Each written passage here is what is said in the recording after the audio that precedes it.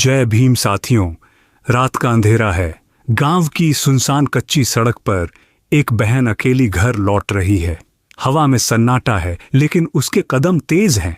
अचानक कुछ परछाइयां उसका रास्ता रोक लेती हैं। जात पूछी जाती है, गालियां दी जाती हैं, अपमान किया जाता है। वह कांपते हुए किसी तरह घर पहुंचती है। अगली सुबह हिम्मत जुटाकर पुलिस थाने जाती है, लेकिन वहां उसे ठंडी आवाज में जवाब मिलता है, आरोपी तो पहले ही जमानत पर बाहर है। अब सवाल यही है, जब इंसाफ देने वाला कानून ही कमजोर कर दिया जाए तो बहुजन समाज का क्या होगा?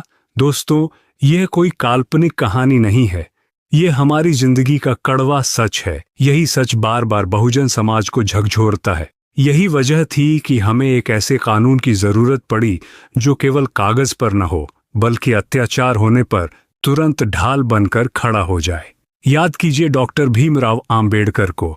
उन्होंने बार बार कहा था कि राजनीति हमारी मुक्ति की कुंजी है, लेकिन न्याय और समानता के बिना राजनीति अधूरी है। उन्होंने संविधान में जो प्रावधान दिए वे सिर्फ कागजी अधिकार नहीं थे, बल्कि जीवन का सुरक्षा कवच थे। आम्बेडकर जानते थे कि बहुजन समाज पर अत्याचार सिर्फ सामाजिक या धार्मिक स्तर पर नहीं रुकता, बल्कि वह इंसाफ पाने की प्रक्रिया को भी निगल जाता है। इसीलिए बाबा साहेब ने संविधान में विशेष प्रावधान डाले। आरक्षण सिर्फ नौकरी पाने का रास्ता नहीं था, बल्कि बराबरी से खड़े होने की सीढ़ी थी। और बाद में जब बहुजन समाज लगातार आवाज उठाता रहा तो संसद ने भी माना कि एक विशेष कानून की जरूरत है। जो संविधान को भूल जाते हैं वो अधिकार भी खो बैठते हैं। सोचिए, जब एक किसान को सिर्फ इसलिए खेत में घुसने नहीं दिया जाता क्योंकि वह दलित है, जब किसी मजदूर को गांव की चौपाल से भगा दिया जाता क्योंकि उसकी जाति नीची समझी जाती है, तो ऐसे हालात में साधारण कानून काम नहीं आता। यही वह दौर था जब SC/ST एक्ट की नींव पड़ी। इस एक्ट का मकसद साफ था, अगर किसी पर जातिगत हमला हो, अपमान हो या शोषण हो तो आरोपी सीधे गिरफ्तारी के दायरे में आए। कोई बड़ी जांच, कोई लंबा इंतजार नहीं, इंसाफ तुरंत मिलना चाहिए। लेकिन साथियों, जब ये एक्ट बना तो बहुजनों ने राहत की सांस ली।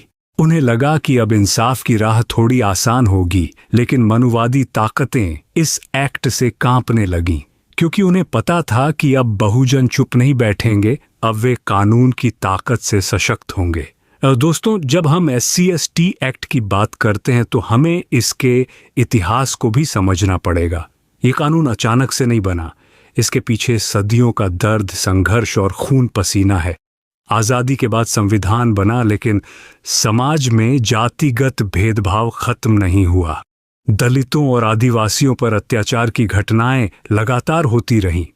कोई खेत में घुस गया तो पीटा गया, कोई कुएं से पानी लेने गया तो अपमानित किया गया, कोई अपनी बेटी की शादी ढंग से करना चाहता था तो पूरे परिवार को गांव से बाहर निकाल दिया गया। साधारण IPC की धाराएं इन अपराधों पर लागू होती थीं, लेकिन असलियत यह थी कि न तो पुलिस ठीक से FIR दर्ज करती थी और न ही आरोपी को सजा होती थी। अपराधी खुलेआम घूमते रहते और पीड़ित परिवार डर में जीते रहते। इसीलिए बहुजन नेताओं ने संसद में आवाज उठाई कि ऐसा नहीं चलेगा। 70 के दशक और 80 के दशक में लगातार मांग उठी कि एक खास कानून बने जो दलितों और आदिवासियों को सुरक्षा दे।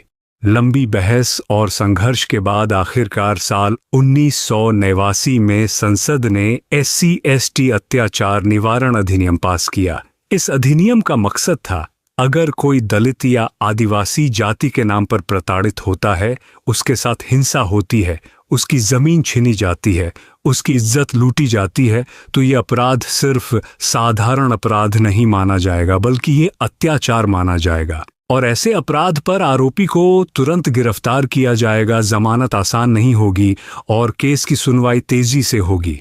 ये कानून पास होना बहुजन समाज की बहुत बड़ी जीत थी। ये बाबा साहेब के उस सपने की झलक थी जिसमें उन्होंने कहा था कि कानून ही हमारी रक्षा करेगा। लेकिन साथियों, जिस दिन यह कानून पास हुआ, उसी दिन से इसे खत्म करने की साजिश भी शुरू हो गई। मनुवादी ताकतें बार बार कहने लगीं कि इस एक्ट का गलत इस्तेमाल होता है। मीडिया में लगातार ऐसी कहानियां फैलाई गईं कि झूठे केस दर्ज हो रहे हैं, लेकिन हकीकत ये है कि सरकारी रिपोर्टें खुद बताती हैं कि SC/ST एक्ट के केसों में दोष साबित होना बेहद मुश्किल बना दिया जाता है। FIR दर्ज नहीं होती, जांच लटकाई जाती है, गवाहों को डराया जाता है।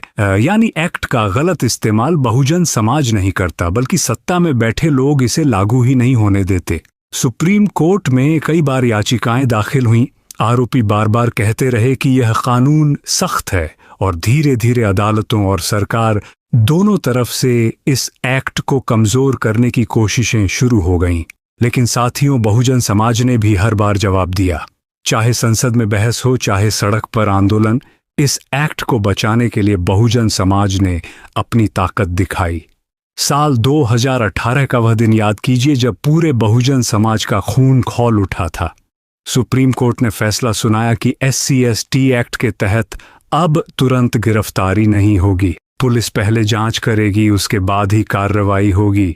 दोस्तों, सुनने में यह साधारण लग सकता है, लेकिन असलियत यह थी कि यह फैसला बहुजनों की ढाल में सबसे बड़ा छेद था। क्योंकि जातिगत अत्याचार तो अचानक होता है, लेकिन अगर आरोपी को जांच का समय मिल जाए तो वह गवाहों को डरा लेता है, सबूत मिटा देता है और पीड़ित परिवार को चुप करा देता है।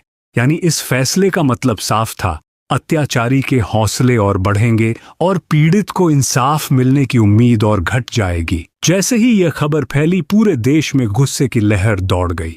दलित, आदिवासी और बहुजन समाज सड़कों पर उतर आया। जगह जगह प्रदर्शन हुए, हाईवे जाम हुए, ट्रेनें रुकीं, बाजार बंद हुए।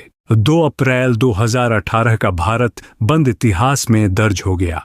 गांव से लेकर शहर तक, छोटे कस्बों से लेकर महानगरों तक, बहुजन समाज ने यह संदेश दिया कि अगर हमारे अधिकारों से खेलोगे तो हम चुप नहीं बैठेंगे। लेकिन इस आंदोलन की कीमत भी चुकानी पड़ी। कई जगह पुलिस की गोलियां चलीं, कई बहुजन कार्यकर्ताओं की जान चली गई, सैकड़ों लोग घायल हुए, हजारों पर केस दर्ज हुए। फिर भी यह आंदोलन खाली नहीं गया। जनता की ताकत इतनी भारी पड़ी कि सरकार को संसद में तुरंत संशोधन लाना पड़ा। एक्ट में दोबारा लिखा गया कि आरोपी की तुरंत गिरफ्तारी होगी और जमानत आसान नहीं होगी। सोचिए साथियों, अगर उस वक्त जनता सड़कों पर न उतरी होती, अगर बहुजन समाज ने चुप्पी साध ली होती, तो आज यह कानून पूरी तरह से खत्म हो चुका होता। इस पूरे प्रकरण ने यह साबित कर दिया कि अधिकार सिर्फ किताबों में लिखकर सुरक्षित नहीं रहते। अधिकारों को बचाने के लिए हर दौर में लड़ाई लड़नी पड़ती है। आज की हकीकत यह है कि SC/ST एक्ट पर लगातार चोट की जा रही है। कभी कहा जाता है कि इस एक्ट का गलत इस्तेमाल हो रहा है, कभी कहा जाता है कि झूठे केस दर्ज किए जाते हैं, कभी सरकारें इसे लागू करने में ढिलाई बरतती हैं। अदालतों में बार बार ऐसी याचिकाएं डाली जाती हैं जिनका मकसद सिर्फ एक होता है, एक्ट को कमजोर करना। सरकारी वकील भी कई बार आधा अधूरा पक्ष रखते हैं और नतीजा यह निकलता है कि आरोपी खुलेआम घूमते रहते हैं, जबकि पीड़ित परिवार सालों तक न्याय का इंतजार करता है। गांव गांव में अब भी वही कहानियां सुनाई देती हैं। किसी दलित लड़के को सिर्फ इसलिए पीटा गया क्योंकि उसने मंदिर में घुसने की कोशिश की। किसी बहन को सिर्फ इसलिए अपमानित किया गया क्योंकि उसने स्कूल में आगे बैठने की हिम्मत दिखाई। किसी किसान को खेत की मेड़ पर चलने से रोक दिया गया। ये घटनाएं आज भी होती हैं और जब पीड़ित परिवार FIR लिखवाने जाता है तो पुलिस पहले समझाती है, समझौता कर लो वरना लंबा केस चलेगा। यानी एक्ट मौजूद है लेकिन उसका असर जमीन पर कमजोर किया जा रहा है। और सबसे खतरनाक बात है जनता की चुप्पी। जब बहुजन समाज अपनी आंखों के सामने होते अत्याचार को देखकर भी चुप रहता है तो सत्ता और अदालत यही मान लेती है कि अब इस एक्ट को कमजोर करने में कोई दिक्कत नहीं होगी। सच तो ये है कि एक्ट को कमजोर करने की सबसे बड़ी वजह हमारी खामोशी है। अगर हम आवाज उठाना बंद कर दें, अगर हम सड़कों पर उतरना बंद कर दें, अगर हम संविधान की किताब को अपने दिल में जिंदा रखना बंद कर दें, तो कोई ताकत हमारे अधिकारों को सुरक्षित नहीं रख सकती। दोस्तों, अधिकार सिर्फ किताबों में नहीं टिकते, अधिकार टिकते हैं हमारी एकता, हमारी हिम्मत और हमारी जागरूकता पर। साथियों, याद रखिए, यह एक्ट सिर्फ एक कानून नहीं है, यह हमारी सुरक्षा की ढाल है। यह वह कवच है जिसे बाबा साहेब ने अपने संघर्ष और हमारे बुजुर्गों की कुर्बानियों से हमें दिलाया है। अगर यह ढाल टूट गई तो हमारी आने वाली पीढ़ियों को असुरक्षा और अपमान का सामना करना पड़ेगा। बाबा साहेब ने हमें चेताया था, अपने अधिकारों की रक्षा खुद करो, वरना कोई और तुम्हारे लिए नहीं करेगा। यह चेतावनी आज भी उतनी ही सच्ची है जितनी उस समय थी। सोचिए, अगर 2018 में बहुजन समाज सड़कों पर ना उतरता तो क्या आज यह एक्ट हमारे पास बचा होता? नहीं। सोचिए, अगर हम हर बार चुप रहेंगे तो कल क्या हमारे बच्चों को न्याय मिल पाएगा? क्या हमारी बहनों की इज्जत सुरक्षित रह पाएगी? इन सवालों का जवाब हमें खुद देना है। अगर हम आवाज उठाएंगे तो कोई ताकत हमारे अधिकार छीन नहीं सकती, लेकिन अगर हम खामोश रहे तो सत्ता और अदालत दोनों यही मान लेंगी कि बहुजन समाज अब जागा नहीं है। इसलिए साथियों, अब समय है जागने का। अब समय है एकजुट होकर ये कहने का कि SC/ST एक्ट पर हमला किसी एक व्यक्ति पर हमला नहीं है, बल्कि पूरे बहुजन समाज पर हमला है। तो मेरे दोस्तों, मेरे भाइयों और बहनों, निर्णय आपको लेना है। क्या आप चुप रहेंगे या आवाज उठाएंगे? क्या आप डरेंगे या डटकर खड़े होंगे? क्या आप अधिकार खो देंगे या उन्हें बचाकर आने वाली पीढ़ियों को सौंपेंगे? संविधान सिर्फ किताब नहीं, बहुजनों की ढाल है। इसे बचाना हमारा पहला कमाल है। आशा नहीं बल्कि पूरा विश्वास है कि आप समझ गए होंगे। नमो बुद्धाय। और जाते जाते आपसे एक विनती है, अगर आप चाहते हैं कि बहुजन समाज की आवाज लगातार गूंजती रहे तो इस वीडियो को लाइक जरूर करें। हमारे चैनल को सब्सक्राइब कीजिए ताकि हमारी ताकत और बढ़े। और सबसे जरूरी, इस वीडियो को ज्यादा से ज्यादा शेयर कीजिए ताकि यह संदेश हर गली, हर गांव और हर शहर तक पहुंचे। जय भीम,